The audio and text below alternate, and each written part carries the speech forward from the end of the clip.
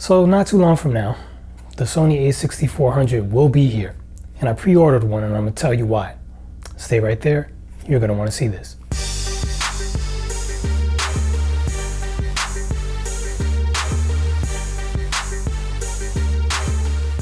So I went ahead and pre-ordered the Sony A6400, and I did so for 5 different reasons. You might remember that last year I bought the Canon M50. I pre-ordered this one too, and I did so basically for similar reasons. First thing is, the new A6400 comes with a flip screen. I've never bought one of the Sony A6000 series because it didn't come with a flip screen in the past. So I felt like I could not use it for YouTube videos. Without having a flip screen, I just, you need an external monitor and all this other stuff. And I just like to be light when I'm shooting these YouTube videos. I don't want to do too much of a setup to get these up and going. So now with the new flip screen, that's going to help. It's not as good as this one. It doesn't fold out, fold towards you. It flips up over the camera, so that if you have anything mounted to the cold shoe, you can't really use the monitor anymore. That's not a huge deal to me though, because usually when I use the M50, I don't have anything on the top. I don't put a light on top of it. Right now I'm using lights and they're off on light stands. So I don't typically put anything on the top when I'm shooting myself anyway. So that's not a huge deal. The fact that it flips toward me now and I can see myself, that's a big deal. Now the second thing that I really like about it is that it has a mic jack. Right now as I'm shooting this video, I'm plugged in through a wired lavalier going directly into, I'm actually shooting this with the Panasonic FZ2500, and the mic is plugged directly into the camera. And I like to shoot that way. I used to shoot with a wireless lavalier, and if I was still shooting with the wireless lavalier, that would be a problem, because if I had to put it on the top of the cold shoe mount, again, I wouldn't be able to see the screen. But shooting with the wired lavalier, there's nothing covering the screen. It just goes right in, and I'm getting good audio. So, microphone jack. The third thing is the autofocus. One of the reasons I bought the Canon M50 is because it has that dual pixel autofocus. Well, now the Sony also has really good autofocus, and it can track your face and everything like that and keep you in focus and not hunt once it finds you, and that's really important. But then I also believe that good autofocus also works in 4K, which the good autofocus does not work in 4K on the Canon.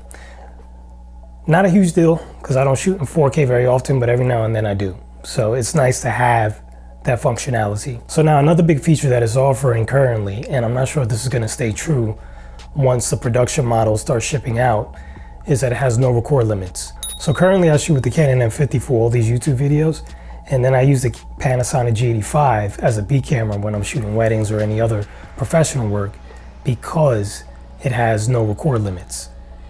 I'm not in love with the G85. I think it's a good camera, but I much rather use the Canon M50, but it has record limits.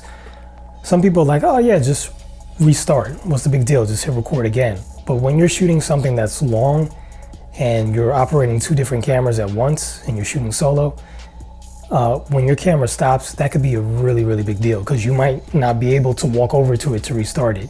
You could Wi-Fi in with your phone, but sometimes that doesn't work either. And it's just nice to just hit record, walk away, and it keeps recording until the battery's dead. So that's a huge feature, and that's why I always use the Panasonic G85 when I shoot professionally. So now, if the A6400 keeps this feature, which right now comes with this feature, that's a huge deal, because that kills 2 birds with 1 stone for me.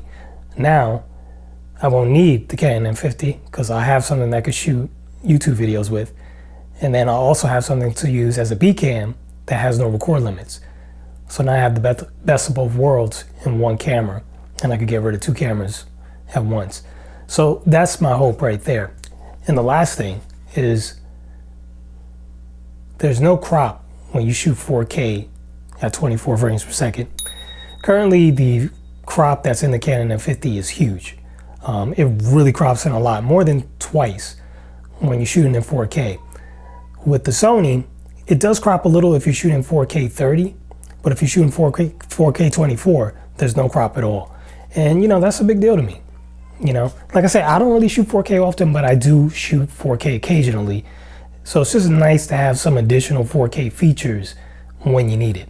I mean, of course, there's a lot of other features that the Sony A6400 has that the Canon M50 doesn't have, but this is not really a comparison video between the two of those cameras per se. It's just telling you the reasons why I pre-ordered the camera. So there you go. That's why I pre-ordered it. You know, what other features do you guys like that are coming out in the A6400? What are you excited about? What are you not excited about? Why do you not want that camera? I'm curious to hear it. Put it down in the comments below.